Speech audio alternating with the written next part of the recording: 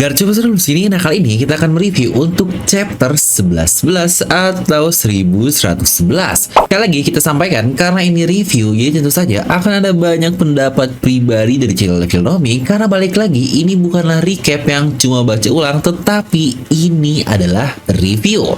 Di sini juga kita akan bahas cukup detail dari panel-panel yang ada, makanya pastikan kalian tonton video sampai habis agar tidak ada informasi yang miss dan juga setengah-setengah. Dan buat para nakama baru di channel Filmnomi, gaskan subscribe dan nyalakan bel notifikasinya. Saya juga mau berterima kasih nih buat donatur setia channel Filmnomi yang terus melanjutkan untuk membershipnya. Dan buat kalian juga yang mau mendapatkan badges berry, stiker-stiker unik dan namanya ditampilkan seperti ini, bisa langsung klik tombol join di sebelah tombol subscribe mulai dari 10.000 doang. Nah, mari tanpa basa-basi lagi kita langsung saja wadaw.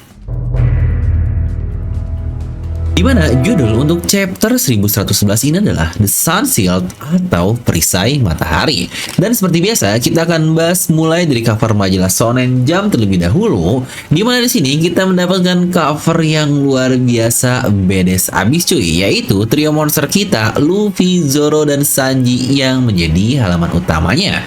Yang kalau dipikir-pikir, ini karakter One Piece Oda itu ngegambar cowoknya emang ganteng-ganteng parah ya. Kalau untuk cewek jelas lah udah sangat luar biasa sekali. Tetapi bahkan untuk cowoknya juga mereka sangat good looking seperti ini.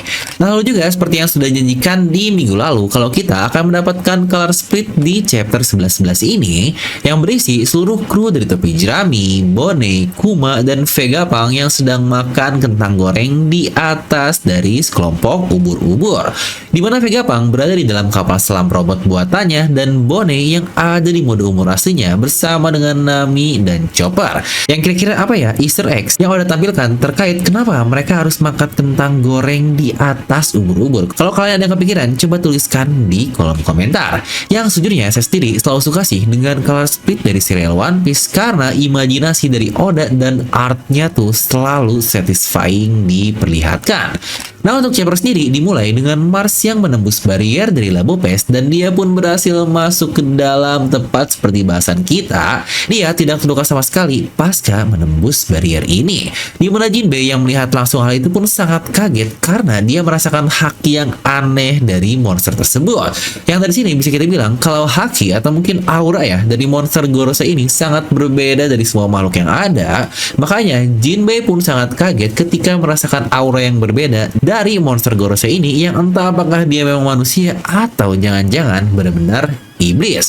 Di mana sisi lain, pasca serangan dari Zoro, Lucci pun masih berdiri tegak dan menolak untuk tumbang, di mana dia terus meraung untuk menguatkan dirinya. Di sini pun kita bisa melihat Lucci mendapatkan luka yang cukup fatal nih dari Zoro, di mana 3 sabetan pedangnya memberikan bekas luka yang menurut saya pasti akan permanen nih untuk ada di tubuh Lucci ini karena terlihat ada di dadanya yang bahkan masih terlihat ketika dia pun sudah berubah ke mode manusianya. Di mana Jinbei yang sadar betul keadaan sudah semakin bahaya, dia pun akhirnya menarik paksa Zoro untuk pergi dengan berkata kalau kau sudah menang.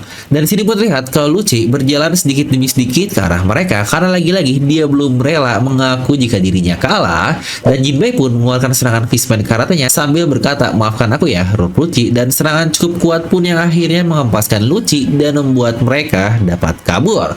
Dan tepat pada saat itu Mars datang ke lokasi dari Lucci pun sambil berkata Rob Lucci dari CP0 Aegis Zero, di mana lokasi dari York. Yang terlihat ya di sini kalau Lucci sangat kaget sekali dengan Oda pun memberikan satu panel khusus yang dia membelalak ketika melihat monster dari Gorosei Mars.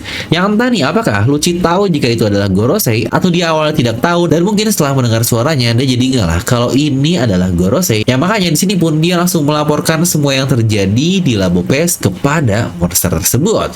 Di sini pula Mars memuji Lucci dengan bilang pekerjaan yang luar biasa. Aku tidak ada pertanyaan lain. Tetapi di sini Lucci meminta satu permintaan dan itu adalah untuk membiarkan partnernya alias Kaku agar tetap hidup. Tapi ya lagi-lagi Mars menjawab kalau sepertinya itu akan cukup sulit karena saya tidak akan sadar jika saya menginjak seekor serangga.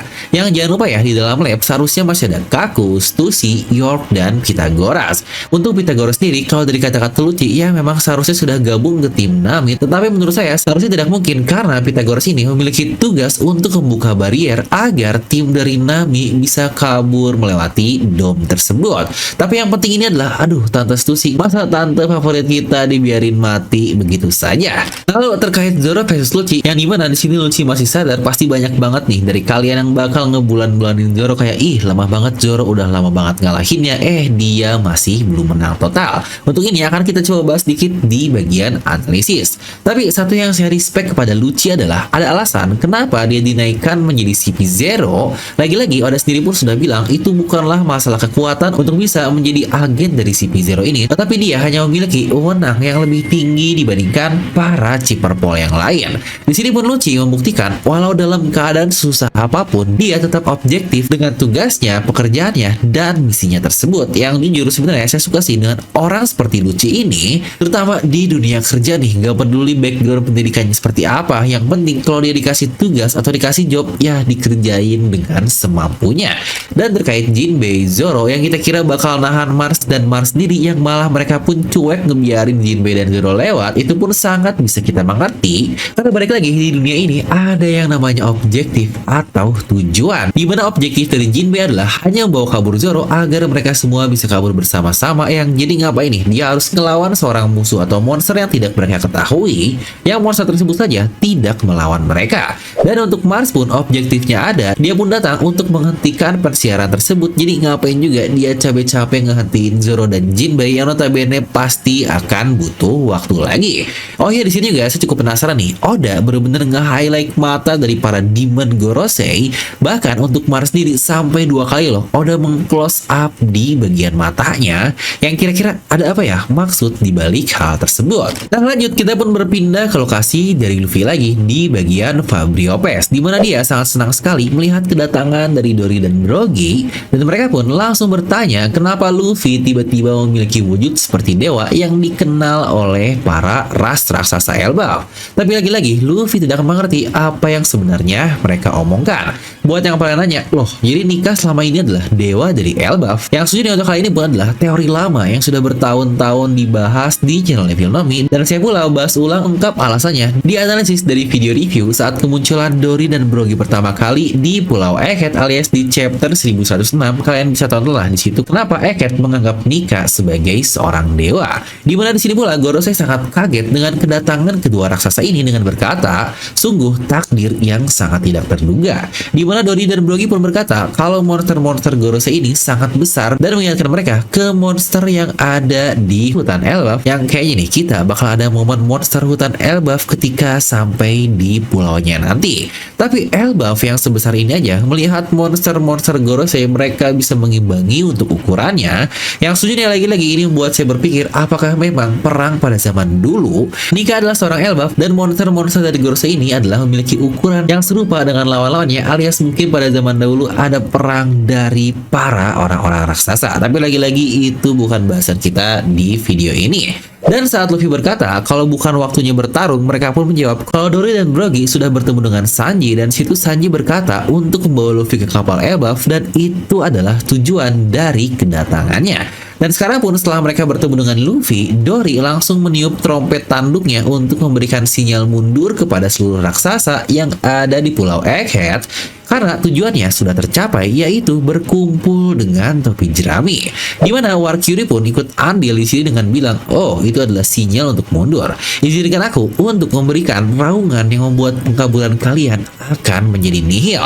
Dan dia pun menggunakan raungan dari Hausoku no Haki-nya, dimana raungan tersebut sangat kuat sekali karena mata, topi, baju, bahkan luka dari Luffy semuanya terlempar dari tubuhnya. Yang lagi-lagi ini ala kartun pol pola yang bahkan sangat lucu sekali. Di mana Brogy sangat kaget sekali melihat apa yang terjadi kepada Luffy, dan serangan dari Warcury tadi pun ternyata berimbas sangat jauh sampai ke kapal dari angkatan laut di daerah pesisir. Karena terlihat beberapa angkatan laut pun pada pingsan terkena Hausoku no Haki tersebut. Tetapi sejujurnya yang sangat gila adalah ini dua Elbaf memang sangat luar biasa sekali. Dia bisa tahu terkait raungan yang dilapisi oleh Hausoku no Haki, tetapi mereka berdua pun biasa saja dan malah fokus ke tubuh Luffy yang mereka malah ketawa-ketawa, yang berarti tidak berdampak apa-apa pasca serangan Warcury ini. Yang bahkan setelahnya pun Warcury menyerang mereka dengan mengubah culanya menjadi pedang dan mereka menahannya dengan mudah, yang lagi-lagi sambil tersenyum. Di mana mereka menahannya dengan jurus yang mereka sebut sebagai Svalin atau Tameng Matahari, yang akhirnya menjadi judul dari chapter kali ini. Yang lagi-lagi ini gila sih, Tameng sekecil itu bisa menahan serangan kuat dari monster Gorosei yang punya Hausoku no Haki. Di sini pun Warcury berkata, apa takdir yang membuat kalian datang sini dan menolongnya? Apa kau tahu siapa orang itu? Di mana Dory dan Brogy pun menjawab, tentu saja kami tahu karena dia adalah sahabat kami. Ya benar, lagi-lagi mereka menjawab sambil ketawa, dan mereka pula berhasil menghempaskan balik Gorosei dengan jurusnya Skylda yang wah ini gila banget cuy. Dua raksasa kita ternyata sekuat itu bisa menahan seorang Gorosei. Di mana satu pun yang mendengar perkataan Elbaf berkata, oh berarti kau akan berpihak ke arah sana, maka kami pun harus menghilangkanmu dari sejarah bersamanya. Dan dia melemparkan sesuatu dari mulutnya yang Luffy pun mengira jika itu adalah racun, dan dia pun langsung mengeluarkan kemampuan nikahnya dan dia menyiapkan bat baseball topinya dengan angka 56 yang tertulis di keduanya. Di sini pula Luffy melempar balik bola-bola tersebut, yang ternyata bola tersebut bukanlah racun karena meledak dengan sangat besar sekali, yang bahkan bisa dilihat ada banyak ledakan nih yang sepertinya itu dari masing-masing bola yang dikeluarkan oleh Saturn. Di sini pun nakama dari Dory dan Brogy berkata kalau api sudah menutup area kabur, jadi kita harus pergi sekarang, dan Luffy pun mengiyakan sambil berkata, ya benar, kita harus cepat guys karena mereka tidak bisa mati. Yang di sini pun kita melihat lagi yang bahkan sekarang pun ketiganya, yaitu Saturn, Warcury dan Jupiter yang sudah bangkit kembali. Yang wah ini senang banget sih ketika saya melihat Elbaf, karena mereka ini vibes-nya selalu positif, yang senyum mulu bahkan sambil ketawa. Tetapi di sini bahkan diperlihatkan Luffy yang sangat kesal sekali karena berapa kali pun dia menghajar mereka pasti balik lagi. Dimana Brogy pun merespon, aku tidak pernah mendengar ada ras atau sesuatu yang memiliki kemampuan seperti itu. Yang sejujurnya pasti untuk bagian ini akan sangat mencurigakan dan akan menjadi foreshadow menarik oleh Oda Sensei. Dimana kita pun diperlihatkan keadaan dari berbagai tempat, di mana Nami masih menunggu Jinbei dan Zoro untuk pergi, dan Jinbei yang tadinya terbang menggunakan sepatu dom akhirnya memutuskan untuk berlari karena jauh lebih cepat. Di sisi lain, tim Bone yang sudah berada di Northeast, dia pun dihadang oleh ketiga Vice Admiral, yang sejujurnya saya sendiri pun menunggu nih momen Franky bersinar. Ya setidaknya masa sih ngalahin satu Vice Admiral doang dia tidak bisa. Lalu juga masih ada Bone, Atlas, dan ada Elbaf juga, seharusnya mudah sih untuk mengalahkan ketiga Vice Admiral yang ada. Dimana di sisi lain, Mars pun sudah berhasil sampai ke lokasi dari York dengan berkata di mana ruangan tempat siaran itu dibuat. Dan York pun jelaslah kaget melihat ada monster besar di hadapannya. Yang lagi-lagi di sini pula kita berpindah ke daerah lain, yaitu daerah lokasi dari Kizaru. Dia masih menutup mata dengan lengannya dan dia pun masih terkapar. Saat angkatan laut berkata, apa kau terluka? Biarkan kami menolongmu. Dan di sini Kizaru pun berkata, ya lukaku sangat-sangat dalam sekali, jadi biarkan aku beristirahat.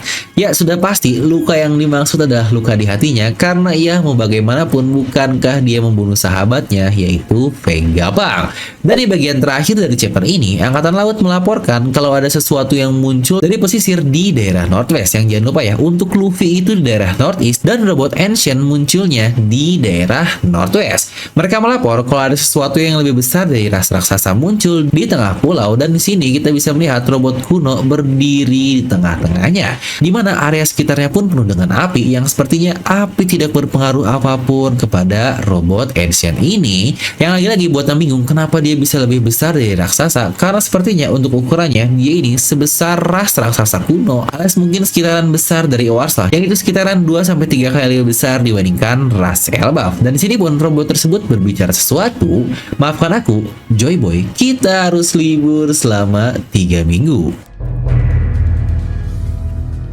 Dan kita masuk ke bagian analisis untuk chapter 1111. Kita akan mulai dari bahas apa nih yang cukup menarik dari chapter ini. Mungkin bagian yang sering dimention ke saya kali ya di komen-komen video lalu, bahkan di DM, yaitu terkait kekuatan Luffy yang pada bilang, tuh bang buktinya dia bisa menciptakan apapun alias imajinasinya tidak terbatas. Dan terkait nomor 56 juga yang Luffy gambarkan dari hasil ciptaannya ini. Oke, pertama kita akan mulai membahas dulu nih dari kemampuan imajinasi Nika yang sudah disampaikan berkali-kali, yang awalnya oleh pihak Gorosei lalu juga bahkan oleh pihak staff dari One Piece di Road to Love Tale. Bahkan mereka pun secara langsung berkata kalau kemampuan dari Gear 5 Luffy ini hanya dibatasi oleh imajinasinya, tetapi tetap saja unsur utamanya dan materialnya adalah karet. Ya mungkin kurang lebih imajinasinya tidak seperti inilah, dalam arti gua ngebayangin api nih dan muncullah api begitu saja. Lalu dia ngebayangin petir dan muncullah petir begitu saja, dan tidak seperti itu bentukan imajinasi yang dimiliki oleh kemampuan dari Gear 5 Luffy.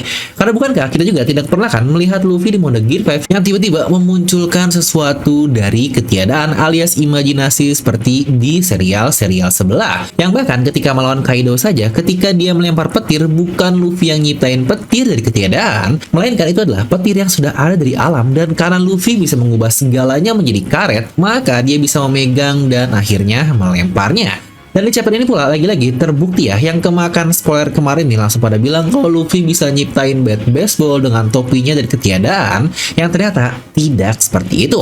Luffy tidak menciptakan bat dari ketiadaan, tetapi dia membuatnya dengan sangat cepat dari pepohonan yang ada di Pulau Eket, dan dia pula memotong bagiannya dengan giginya yang sangat cepat juga untuk dapat membentuknya agar serupa dengan bat baseball, dan juga untuk topinya. Lagi-lagi di sini dia membuatnya secara manual. Lalu kenapa ada angka 56 di bagian dari keduanya? Yang tentu saja karena semua yang berhubungan dengan Luffy sejak kecil memang selalu ada angka 56 ini. Karena 56 adalah Go dan Mu, dari mana Gomu-Gomu bukankah nama buah iblis dari Luffy? Lalu juga mungkin nih yang jadi pertanyaan tambahan, kok Luffy bisa mentalin bola-bola dari Saturn sih? Kan jika terkena harusnya bola tersebut akan meledak. Balik lagi ya, ini karena karet dari cara kerja fisiknya emang elastis untuk menetralkan atau menghilangkan sebuah impact. Jadi dengan Luffy yang bisa mengubah segala menjadi karet, dia pula bisa mengubah bola-bola tersebut menjadi karet dan membuatnya akhirnya terpantul. Yang kurang lebih cara kerjanya miriplah seperti Luffy yang bisa mantulin meriam. Tapi untuk kali ini meriamnya juga bahkan dibuat karet oleh Luffy kita. Lalu lanjut kita akan membahas lagi nih terkait Zoro versus Lucci, yang lagi-lagi Zoro di bulan-bulan ini karena ternyata Lucci masih bangun dan dia masih dapat bergerak, kayak Zoro udah lama banget untuk ngelahinnya, ternyata dia masih bangun dan harus Jinbe lah yang ngelasit untuk Lucci tersebut. Yang oke nih, lagi-lagi di sini biar kita apple to apple ya, karakter lain yang melawan Lucci full all out dari awal di mode awakening-nya tentu saja kapten kita yaitu Luffy. Yang lagi-lagi kalau kita udah ngomongin masalah karakter utama, pasti dia nggak akan jadi patokan kan untuk diejek untuk kapten kita. Nah, di mana duel Luffy versus Lucci sendiri, di situ Luffy menggunakan beberapa jurus di mode Gear 5-nya. Pertama adalah Gomu-Gomu Down Whip dan ditutup dengan Gomu-Gomu Down Rocket, dan serangan ini berhasil menghempaskan Lucci dengan cukup jauh. Yang awalnya kita mengira dia pun kalah total, tetapi sebenarnya tidak lama setelah itu Lucci pun masih dapat berdiri dan bergerak seperti tidak terjadi apa-apa. Dan bukankah mereka sudah bersiap lagi untuk menyerang? Jadi bisa dibilang Luffy tidak benar-benar mengkena out Lucci karena dia pun masih sadar, dan sama seperti apa yang Zoro lakukan di chapter ini, yang bahkan Zoro hanya dengan satu jurus saja dia langsung memberikan bekas luka permanen kepada tubuh Lucci, yang bahkan di sini pun kita bisa melihat bagaimana Lucci masih bergetar ketika dia berbicara. Lalu lagi-lagi kita akan membahas sedikit masalah power scaling tentang Dory dan Brogy, yang langsung banyak yang bilang nih, lah kalau dia bisa ngelawan Gorosei, berarti Mr. 3 yang mengalahkan keduanya lebih kuat dari Gorosei dong. Yang nggak gitu juga nih untuk konsepnya.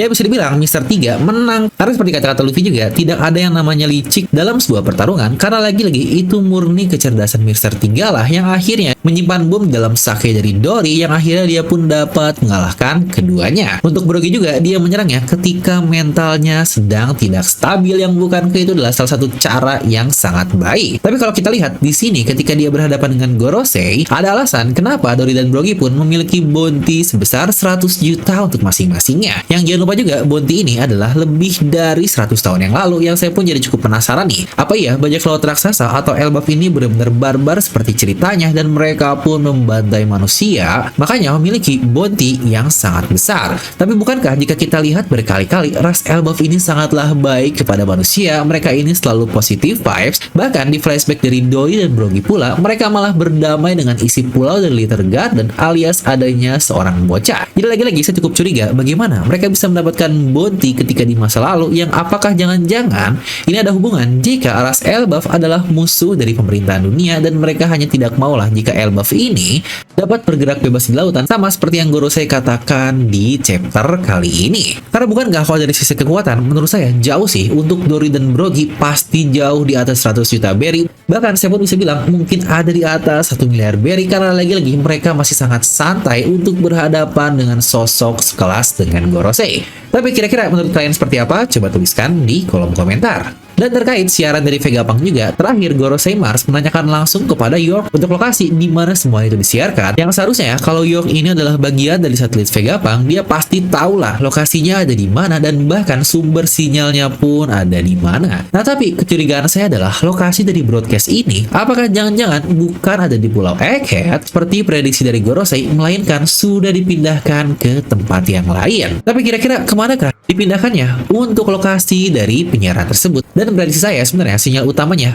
ada Maki di Dragon. Karena bukankah di awal arc Egghead kita sudah disajikan dengan Shaka yang menyampaikan berita kepada Dragon kalau dia akan mati. Yang jika Vegapunk punya trigger khusus nih ketika kematiannya muncul, maka seharusnya Vegapunk ini sudah menyiapkan semua hal-hal tadi dan mungkin sudah diserahkan kepada pihak yang sangat dia percaya. Dan ketika kita lihat reaksi dari Dragon ketika menyaksikan siaran dari Vegapunk pun menurut saya sangat mencurigakan. Apakah murni itu dari suatu alat yang dipegang oleh Dragon atau ada bentukan sistem utama di Pulau Kamabaka sana? Yang lagi-lagi untuk kali ini kita perlu menunggu selama 3 minggu lagi.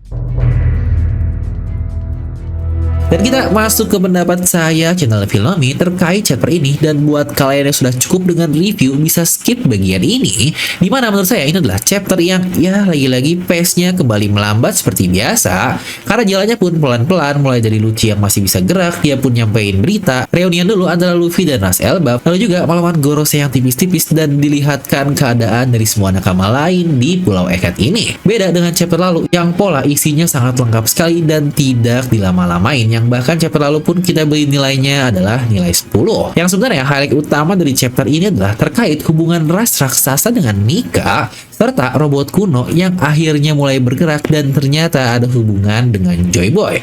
Ya, terkait robot kuno ini nggak bisa banyak berkata-kata sih, karena menariknya sesuatu yang awalnya kita kira itu adalah robot alias buatan, tapi bagaimana ceritanya dia malah punya hasrat sendiri dan bisa meminta maaf. Yang bukankah sangat aneh sekali untuk sebuah robot? Atau jangan-jangan itu bukanlah robot? Yang lagi-lagi untuk kali ini akan kita coba bahas di video sendiri. Makanya subscribe dan nyalakan bel notifikasinya. Jadi kalau kita kasih nilai untuk chapter ini, mungkin akan saya beri nilai 8,5 dari skala 10. Kira-kira menurut kalian berapa? Coba tuliskan di kolom komentar. Lalu juga buat yang mau tahu penjelasan lengkap tentang Gorosei pun sudah saya bahas di video sebelum ini ya, yang sangat lengkap. Kalian bisa klik kartu di atas kanan. Nah, jadi itu untuk video kali ini. Dan buat yang gak kebagian kemarin nih, di masa ulang tahun dari saudara karakter utama kita alias Sabo di tanggal 20 Maret kemarin, terutama di masa promo THR nih dari DNA Merchandise, dapatkan juga diskon untuk batch terbaru yang hanya diproduksi 25 pieces doang.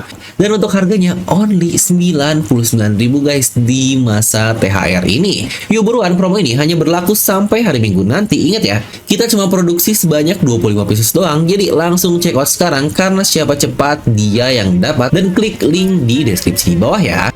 Dan seperti biasa, semoga kalian terhibur dengan video ini. Like aja kalian suka, dislike aja kalau suka, jangan lupa untuk subscribe dan juga share video teman kalian. Gue di Film pamit, and I'll see you guys next time.